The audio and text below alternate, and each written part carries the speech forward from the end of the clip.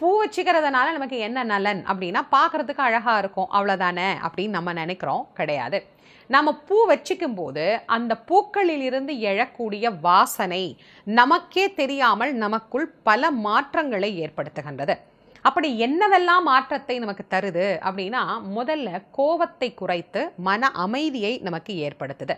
அதற்கு பிறகு நம்முடைய மூளையில் இருக்கக்கூடிய நாளமுள்ள நாளம் இல்லா சுரப்பிகள் அப்படின்னு சொல்கிறோம் இல்லையா, அதை எல்லாம் மிக சரியாக சுரப்பதற்கு உண்டான வேலைகளை அது தூண்டிவிடுகிறது.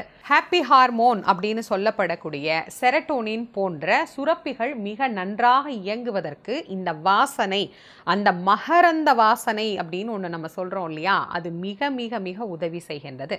இது எல்லாத்துக்கும் மேலே பூ வச்சிக்கும் போது இஎஸ்பி பவர் அப்படிங்கிறது பெண்களுக்கு அதிகமாக இருக்கு அப்படின்னு ஒரு சில ஆராய்ச்சிகளில் சொல்றாங்க.